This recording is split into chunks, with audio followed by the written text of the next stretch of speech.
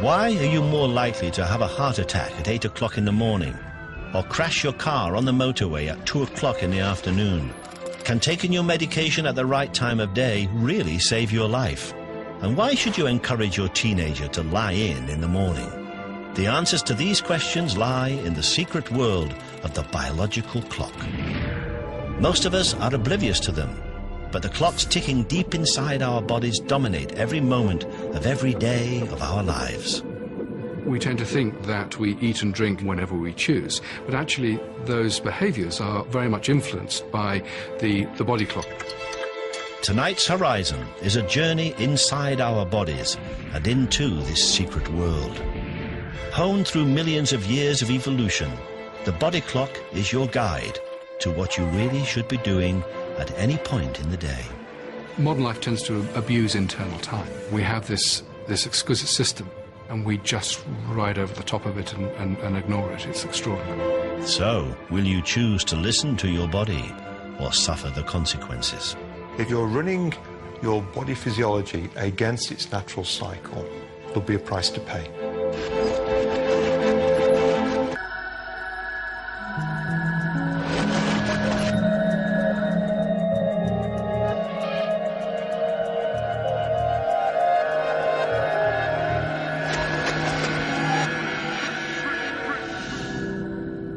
24 hours a day, 365 days a year, our lives on Earth are dominated by the ticking hand of time.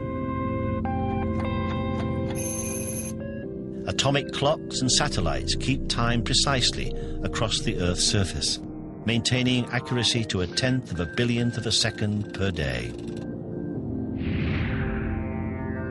But there are some people who are more interested in a different sort of clock. Have you ever thought, how does your body know what time of day it is? It's not looking at your watch. These scientists investigate the clocks and rhythms inside our bodies. They're known as chronobiologists. That is a very complicated one. Horizon has gathered together the world's leading experts in the field. Oh, yeah. yeah. They will give you a unique insight into how your body works. There's great advantages to be gained from understanding how the body clock works. It's a starting point for how we engage with the world.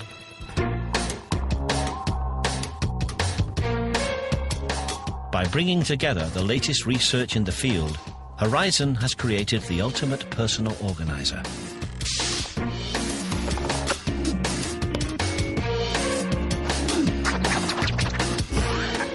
This is all the information that you need to live life to the maximum.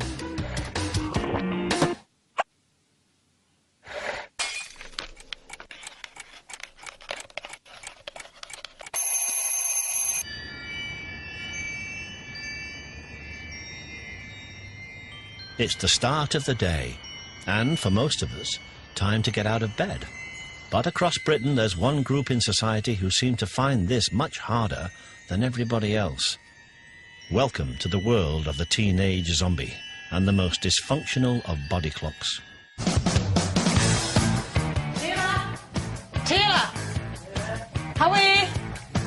Yes. On the average school day morning, 14-year-old Taylor McCulloch takes 2 hours and 4 alarm clocks to get out of bed. Taylor! If I didn't get him up, he wouldn't go to school. He would just lie in bed until about 11:30 and then get up and say he slept in. At Taylor's school, headmaster Paul Kelly has to contend with over 500 teenagers just like him. What you see around you in a school is you see students who don't somehow seem to be at their best in the morning. Usually till about 12 I'm a bit groggy, but after that I'm fine. I'm just so stubborn. I just cannot get up in the mornings. Mum has to come up to my room and literally shake us. With parents and teachers across the country battling with these morning monsters every day, could it be that there's more to teenagers than simply being lazy? Good morning. Could there be a scientific explanation? I still can't be bothered at all to get up.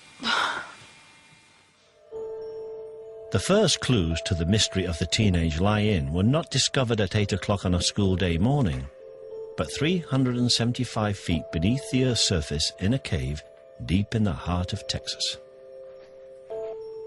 In 1962, self-experimenting French geologist Michel Siffre began a series of groundbreaking studies in which he lived and worked without clocks for months at a time underground.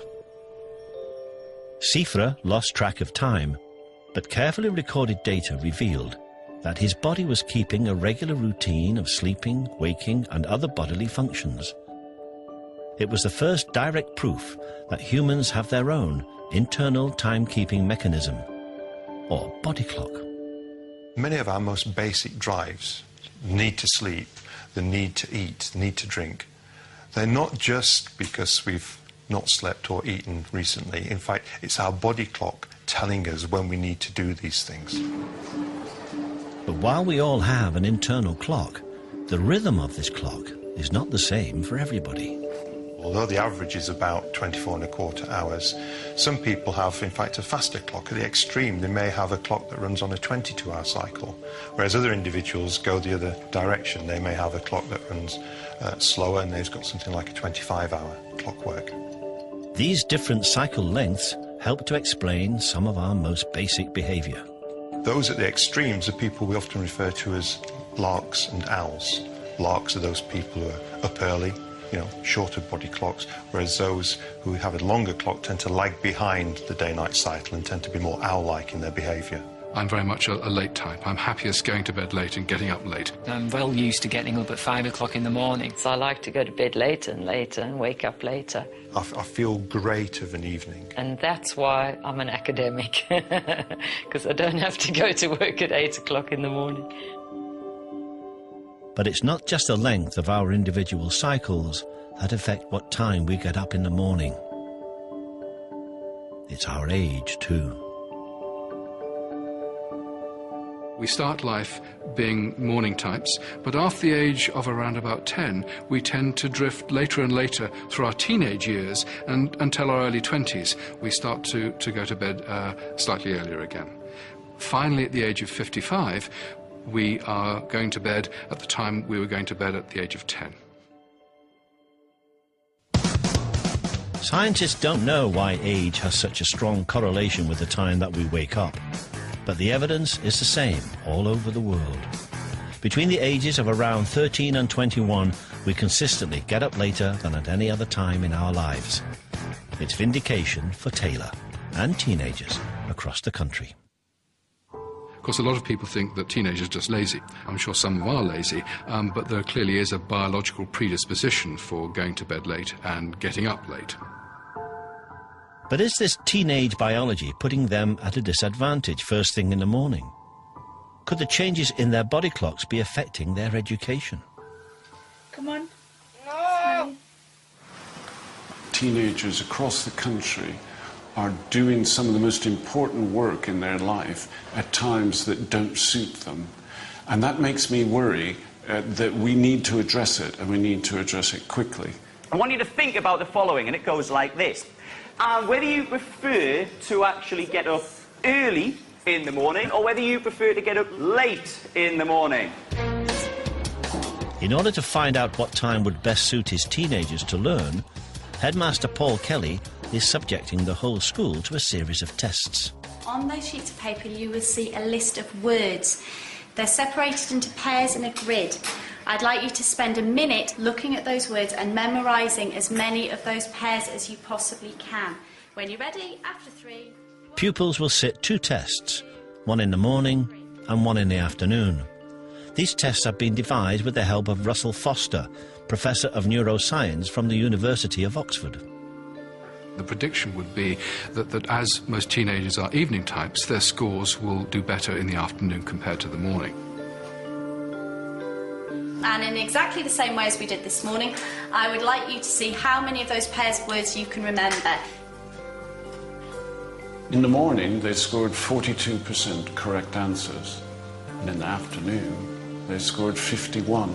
Almost a 10% improvement just by shifting something in the time of the day. Now, these are preliminary data, but what's exciting is that they match what's been found in more detailed studies in both Canada and the United States. For Paul Kelly, these remarkable results signal the need for radical changes. In an unprecedented way, teenage biology could dictate the shape of his school timetable. We're looking at having the core of learning for all students between 11 and 3, and then having independent learning on both sides of that, so that they can do their learning at the time that's optimal for them. And really, we want to get the best out of these individuals. So if we can structure the school day that fits in with their temporal biology, then why not? It's just so much effort.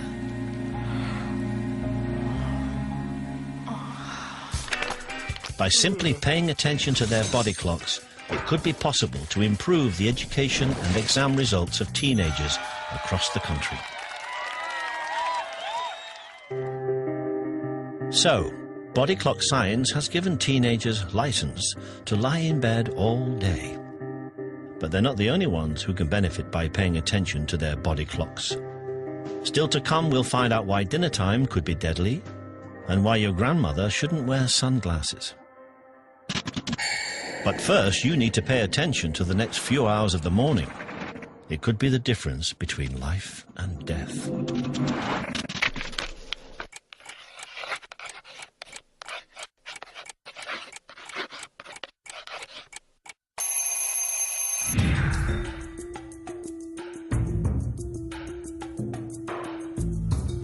At this time of the morning, you will probably be out of bed and raring to go. But beware of injecting these early hours with too much vigor. The rhythms inside your body are changing, and these changes could make you more vulnerable and exposed than you imagine. First on the danger list is blood pressure. Well, the biggest increase in blood pressure occurs in the first 3 hours following waking from sleep. So typically between 7 or 8 and 11 in the morning. The increase in blood pressure is more likely to lead to a fatty deposit on the inside of your blood vessels, breaking off and blocking the flow of blood to the heart. That could be disastrous. The flow of blood to your heart is further compromised by a second body rhythm, affecting the flexibility of your blood vessels. Another factor to do with your blood is how good your blood vessels are at widening. Blood vessels can't widen as much in the morning compared to the afternoon and evening. And when blood vessels can't widen, there's an increased force on the blood supply to the heart. Another factor that changes with time of day is the stickiness of the blood, and your blood is more sticky in the early hours of the morning. It's got more resistance to flow at that time. Sticky blood, increased blood pressure and stiff vessels. The peaking of these three body clock rhythms at the same time of day leaves your heart at its most vulnerable. During the danger hours of 6 a.m. to noon, statistics show that you are 3 times more likely to have a heart attack than at any other time of day. For people at risk of a heart attack, the early morning period is a danger time for them. But can those most vulnerable do anything to reduce this risk? 5, 4, 3, 2, 1. Go for it. Go on, Bobby. Go on. Keep it going. Research carried out by Greg Atkinson and his team has shown that if you increase your activity at the right time of day, hard as you can, 30 seconds. It can be beneficial. 10 seconds. In this experiment, healthy volunteers are asked to perform carefully controlled bouts of exercise. 4, 3, 2, 1. OK, back down to 80 watts. Their blood pressure is monitored following the exercise session at 5 o'clock in the morning and an identical session at 7 o'clock in the evening. Okay. Yeah. The blood pressure readings following each session show a marked difference.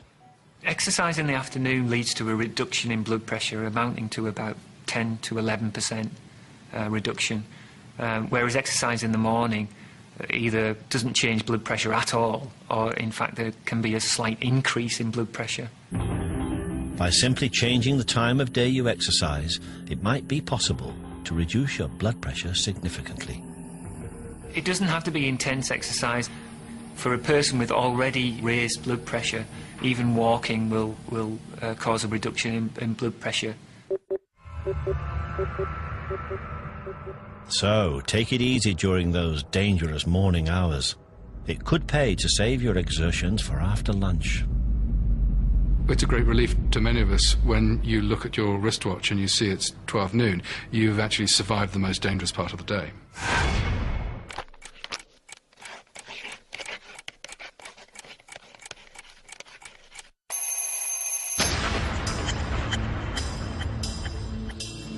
At every moment of the 24-hour day, every part of us is profoundly influenced by the body clock.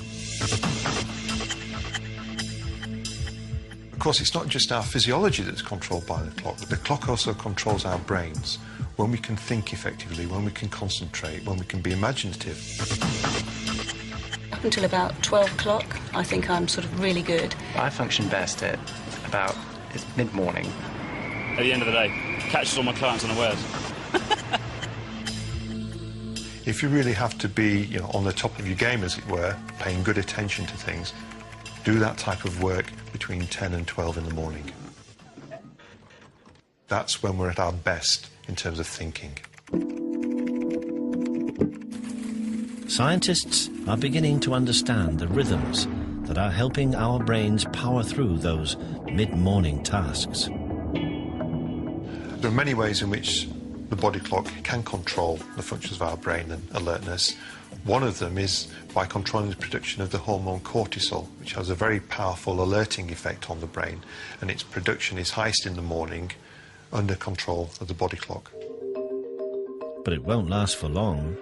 Shortly after lunchtime, most people will experience a dip in their brain power.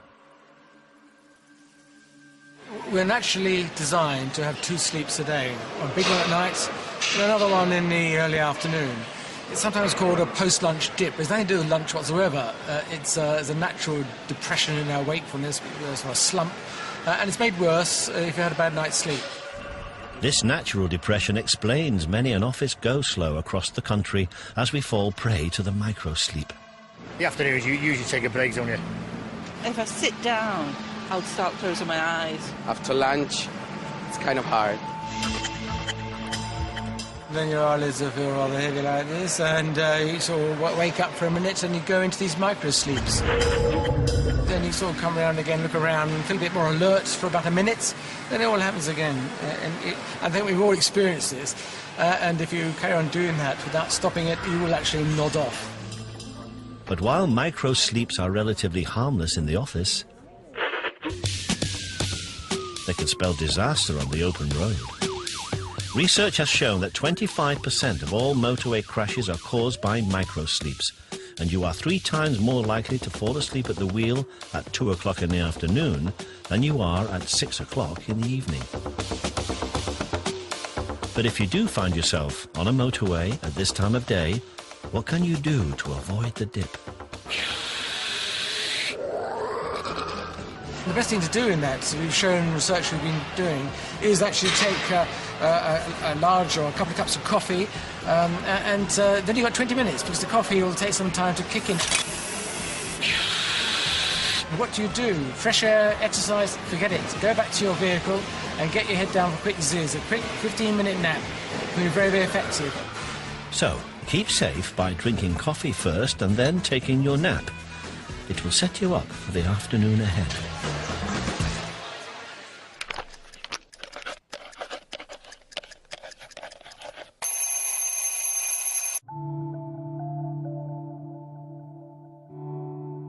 You have survived the dangerous hours of the early morning and the pitfalls of life after lunch. As your body moves into the afternoon, your rhythms are changing again to prepare you for the latter part of the day. These changing rhythms are controlled by the central body clock, which is found deep inside your brain.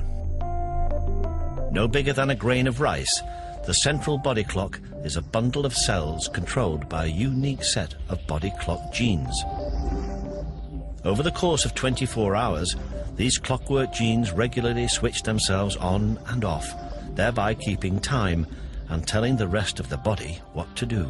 I suppose the analogy would be rather like the conductor of an orchestra, producing a regular temporal beat from which the component parts of the orchestra take their cue, and as a result you have a symphony rather than a cacophony.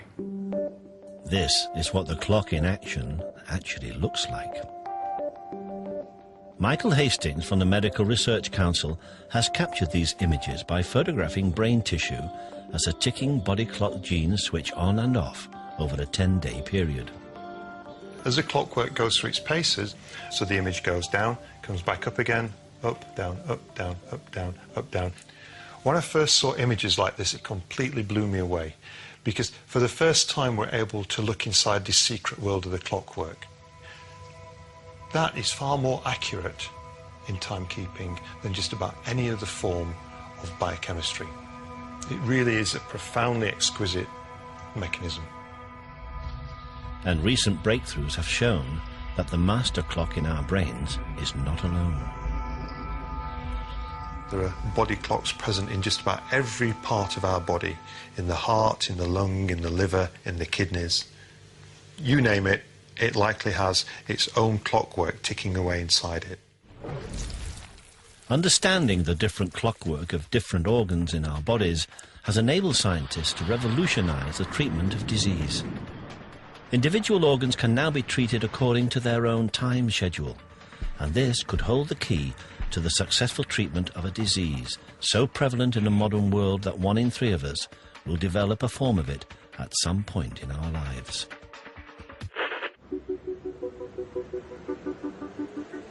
A 64-year-old grandmother of 13, Christiane Thievon, was diagnosed with colon cancer in 2004. My whole world, my family, my sister, my mother, in fact all my close family circle were also destabilized. It was terrible, terrible, terrible. Until recently, Christiane received traditional chemotherapy to treat her cancer. The aim of chemotherapy is to kill cancerous tumours by using toxic drugs. The problem is that these drugs also kill healthy cells, and this can leave patients feeling extremely unwell. My first chemo sessions affected me, both physically and psychologically. I went through both. Physically because I felt, how can I put it, I felt nauseous frequently. I was, how should I put it, as if I'd been mutilated somehow, because I no longer had, honestly, any wishes, any needs. The limited doses of chemotherapy drugs that Christiane was able to tolerate were not sufficient to shrink her tumours, and her cancer spread to her liver. With traditional chemotherapy no longer an option, Christiane has come to the Paul Brousse Hospital outside Paris for an experimental new treatment which is attempting to use the natural rhythms of the body clock to fight the disease. The same toxic chemotherapy drugs are given to Christiane, but they are carefully scheduled for times of the day when her healthy cells are least active, so fewer of them are damaged by the drugs. For me, it's different. It's different. I'm feeling well so far. I'm not agitated, not stressed, not worried. Instead of spending up to 5 days in hospital, Christiane is fitted with a special portable pump that will dispense her drugs daily at 4 o'clock in the afternoon and 4 o'clock in the morning. Preliminary blood results following Christiane's first-time treatment are encouraging. There is already an improvement in her liver function tests, in the markers, tumor markers, and also the pain that she was feeling has completely disappeared after the first treatment. According to Christiane's doctor Francis Levy, the benefits of administering drugs at specific times of day are manifold. In a recent study, he found that not only did the timing of medication damage 5 times fewer healthy cells, but it was also twice as effective at killing the cancerous cells. These early results have given fresh hope to Christiane and could lead to helping many other patients for whom no other treatment was suitable. En faisant une journée normale. I will anticipate having a normal day. I'll do a bit of housework, a bit of cooking, maybe seeing my grandchildren, some of my grandchildren, living in the best way I can. Le mieux possible, en fait.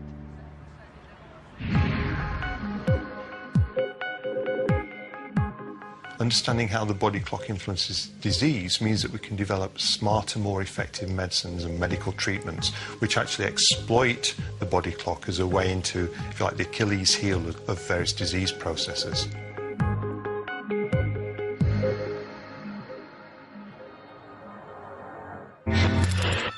But body clock science is not just about health benefits. Over the next few hours, as the afternoon turns into evening, understanding your body rhythms can help you enjoy yourself. Whether it's improving your sex life or finding out the perfect time for a drink.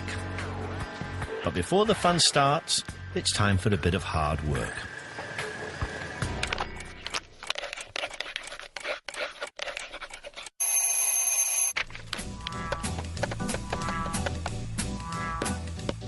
The post-lunch slump is well and truly over.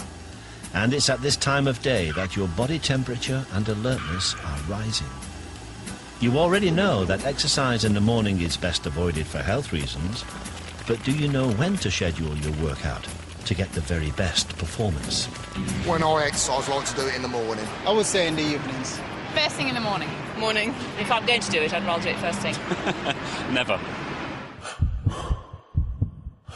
For the world's top athletes, choosing the right time of day for sporting achievement can be critical.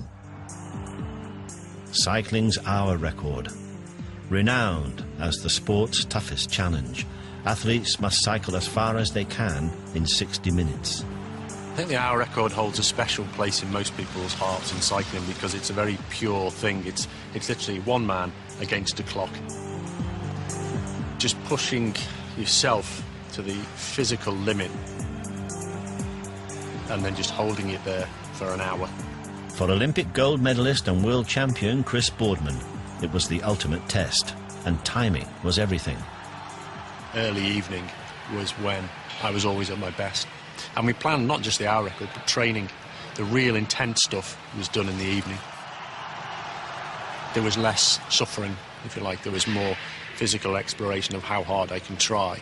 Whereas if you tried to do the same thing in the morning, there seems to be no adrenaline, nothing that's damping down those senses of pain and discomfort. Boardman's preference for evenings comes as no surprise to sports scientist Greg Atkinson. Almost every world record in track and field athletics and cycling events has been broken in the afternoon or evening. In order to find out why the time of day is so critical, Atkinson has analysed both morning and evening performances of top athletes. We've done a whole host of studies trying to break down performance into its kind of base level components. So we've looked at muscle strength, we've looked at power, things like the throwing events. That peak to trough difference can be as much as 10%. Scientists believe that improved evening performances are partly down to temperature fluctuations caused by the body clock. Body temperature-like performance is highest in the afternoon and evening than it is in the morning. And it's thought that this natural variation in body temperature acts as a kind of pre-race or pre-exercise warm-up. All 3 of Chris Boardman's afternoon and evening attempts at the hour record were successful. But not all sports benefit from this evening high. The picture becomes a little bit more complicated when we look at other performance components, things like balance, because balance and things like hand steadiness are actually thought to be highest in the morning. As more and more components of sporting performance are analysed, scientists are better able to understand how we can get the very best out of our bodies. We think that in really top-class athletes, the body clock will make that difference, and the sort of differences that can win Olympic Games or place you outside of the medals.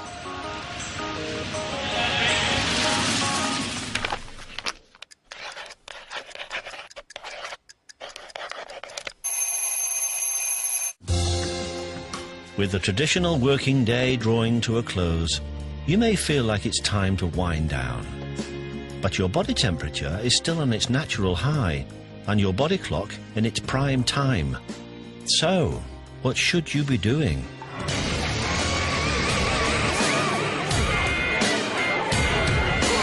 The time of day has a profound effect with alcohol. If you have a fixed amount of alcohol at any time of the day, the level in your blood will be the same, but the effect on the brain will differ. Alcohol has most effect on the brain when your body clock is at its most sleepy. If you have 2 units of alcohol at lunchtime, a pint of beer, 2 shots of spirit or a glass of wine, that will make you very sleepy in the afternoon. You have the same amount of alcohol, 2 units, at 7, 8 o'clock at night, when the body clock's reaching its high spots, and you won't notice it. So it's not just how much you drink, but crucially, where your body clock is when you drink it. So the best time for a drink seems to be late afternoon, early evening. That's when we can deal with the alcohol, enjoy it, but have a minimal effect on our cognitive ability.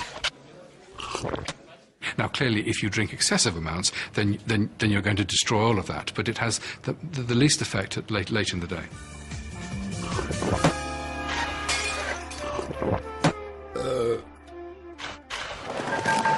As the evening wears on, whether you've had a drink or not, you may be feeling peckish. A recent survey has revealed that the average UK family sits down for their evening meal just before 8 p.m. But should you really be tucking into a big meal at this time? Nutritionist Linda Morgan from the University of Surrey is on a mission to find out. Our eating habits have changed over the years, over the last 100 years. We used to eat very big breakfasts and eat reasonably large lunches and virtually very little for supper. That pattern's been reversed now, and we eat most of our calories actually at supper time. In order to assess the health implications of our habit for late and large suppers, Linda and her team have analysed how different daytime eating patterns affect our bodies. She gave a group of volunteers the same meals, but at different times of the day. On one occasion, we gave them most of their calories at breakfast time, and on another occasion, we gave them most of their calories at supper time. The results of this experiment showed that even when calorie intake was identical, the level of glucose remaining in the blood after the evening meal was much higher. Blood glucose levels are an indication of how efficiently your body is clearing glucose and storing it for future use. And if your blood glucose levels are quite high after a meal, that's an indication that you are at future risk of developing diabetes. Linda believes that increased blood glucose levels can be explained by the body clock rhythm of the hormone insulin, which helps to remove glucose from the blood and store it elsewhere in the body. Insulin doesn't work as well for us at night. At that time of day, your body is sort of prepared for sleep, it's not prepared for eating. The growing trend for eating later in the day is opposed to what our bodies think we should be doing, and can have serious consequences for our health. I think it's really important that we eat according to our body clock. There's an old proverb that says, eat breakfast like a king, lunch like a prince, and dine like a pauper. If we can eat more of our calories at breakfast time and at lunchtime, and to eat less at supper time, then we would be conferring a real health benefit.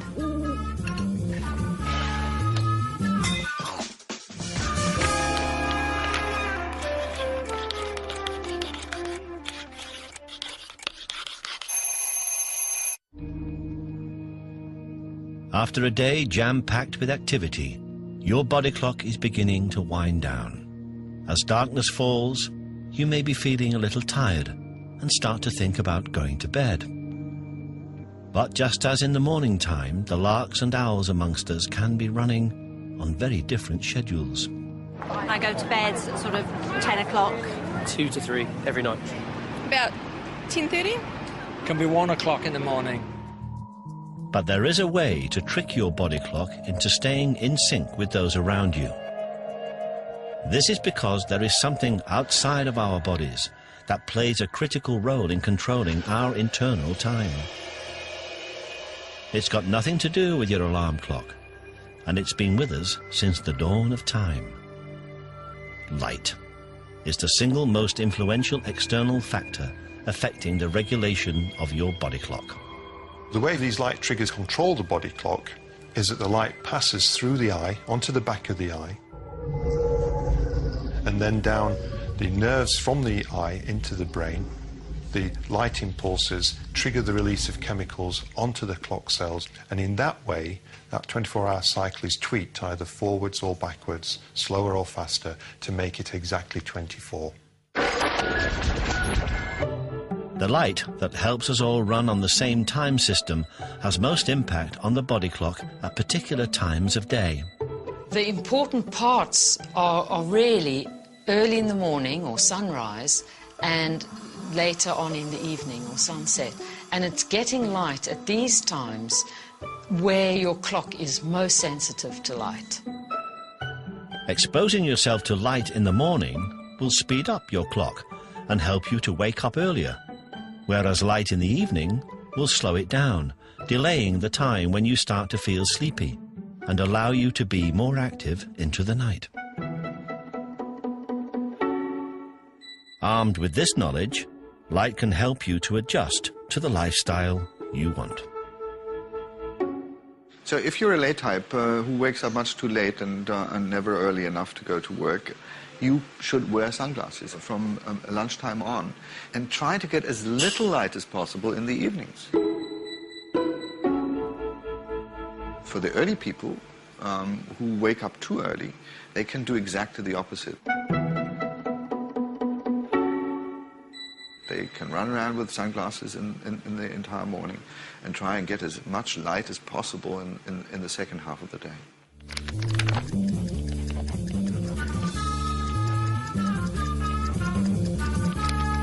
Now that the sun has set, your body clock should be telling you to schedule some sleep in your diary. But for one group in society, that's easier said than done. I've just been a bad sleeper for a number of years. I don't know why. Well, I actually wake up about usually between 4 a.m. and 5. I wake up in the dark, so I don't know what the time is, but usually about 5 o'clock. Almost a third of all people over the age of 65 have problems sleeping. The sleep of an older person, it's fragmented. They sleep and then they wake up and they sleep. Usually in the early morning, they wake up earlier than they want. If you ask people, they're not too glad with waking up at 5 or 6 in the morning. They prefer to stay asleep for another hour or so. Scientists believe that these sleep problems are connected to an aging body clock. We don't know why the clock is not working as well in aging, but we have a clue from biology on what's going on and what's underlying these changes.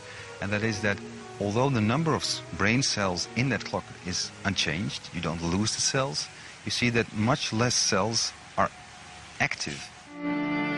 The problems for an aging body clock are further compounded by the deteriorating state of elderly people's eyes. The density of your lens, the thickness of your lens increases. It lets less and less light in.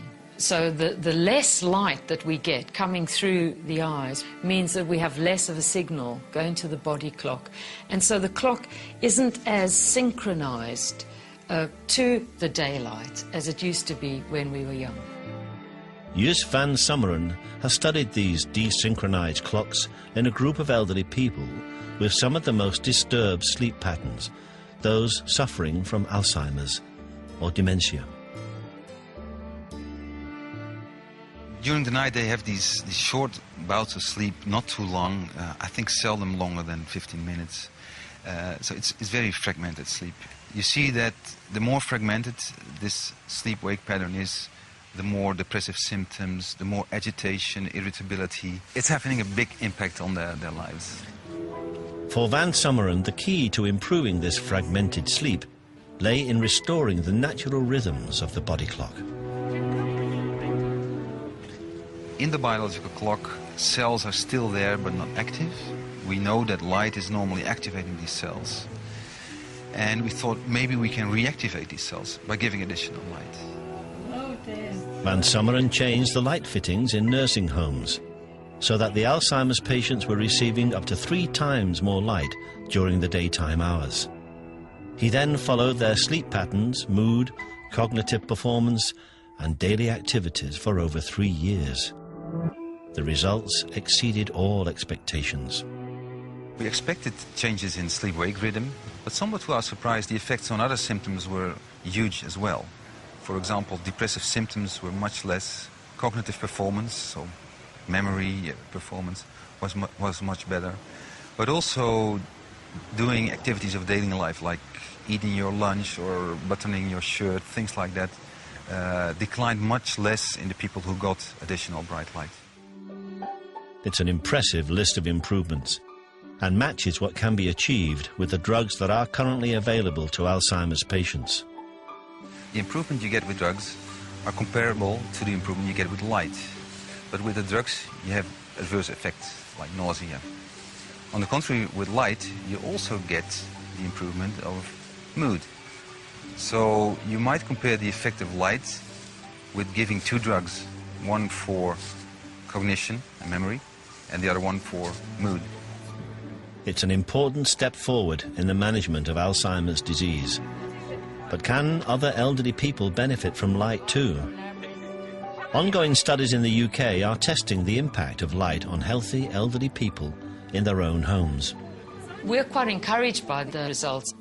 This might really be a way of improving sleep in elderly, in their own homes, without sleep medication.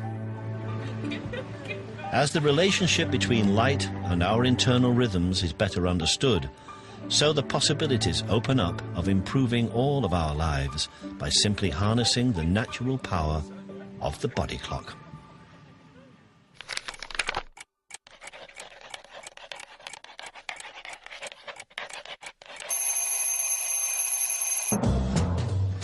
It's well past bedtime, but for some people, sleep is the last thing on their mind. Is there a best time of day for having sex? I'm not going there. I've no idea. Don't wait until midnight, because by then you will be exhausted. Studies have shown that the most common time for sex is between 11 p.m. and 1 a.m. But this is largely because this time is convenient for both work and family life. Given the fact that we're having sex at a time of day which seems to fit in with our busy work schedules and our socialising, would there be a better, as it were, biological time? And the answer is we don't know. But there are some ways we might go forward. So, for example, testosterone levels in the male peak in the morning. Paradoxically, the evidence suggests that a woman is more likely to orgasm if she has sex in the evening rather than the morning. So there's a mismatch there. You might want to consider the afternoon. Performance is best in the afternoon with your body temperature at maximum. And another area would be that skin sensitivity peaks in the late evening.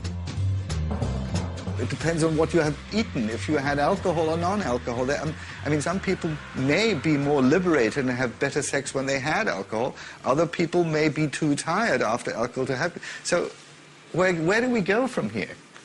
Find out yourself.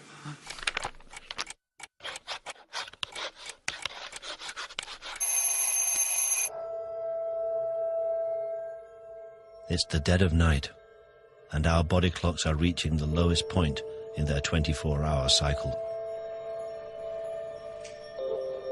So as we proceed into the night, core body temperature is dropping, blood pressure is dropping, blood viscosity, blood thickness is going up, and we're generally being prepared metabolically for the resting state. And we would reach a low point in terms of metabolic activity around about 4 a.m.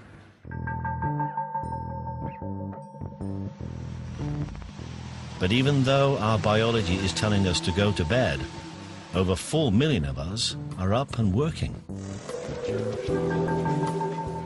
Studies from all over the world have shown that this mismatch of lifestyle and biology can put our bodies under enormous strain.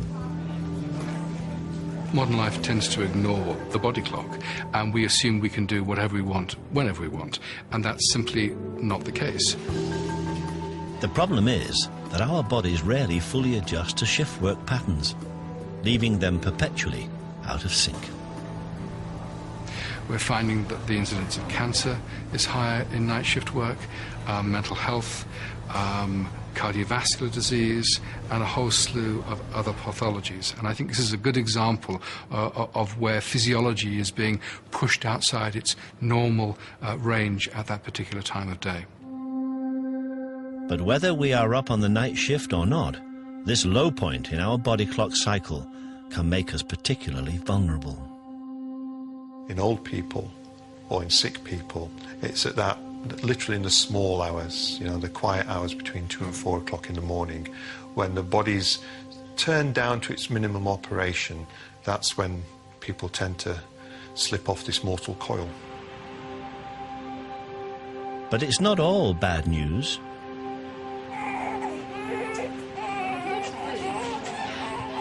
Harder. Good. Come on, push harder. Push down. Come on. You can do it. Come on. This time of night is also the most popular for one of our body's most miraculous events. And again. There we go. More babies are born naturally between 3 and 5 in the morning than at any other time of day.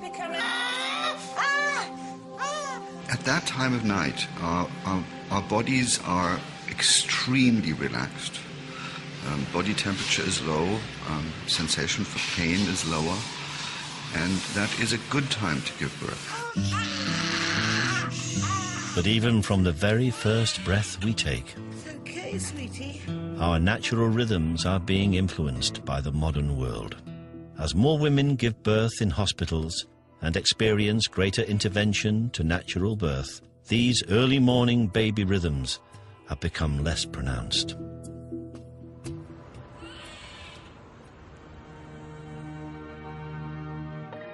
As our 24 hours comes to an end, your body clock comes full cycle. The diary for your perfect day is complete. Body clock science has shown you how to do what your body wants at every hour of the day. It's now up to you whether you choose to follow your clockwork. I think disregarding our body clock is foolish at every level. It's a beautifully orchestrated clock within our brain that's activating a whole slew of different systems. The body clock really is a fantastic piece of biological machinery. Because it controls what we do and how well we do it, knowing how it works, we can really turn to our own advantage. If you work against them, then you're pushing a string uphill. You're really not going to get as far as you otherwise would do. So go with the flow, as it were. Work with the clock.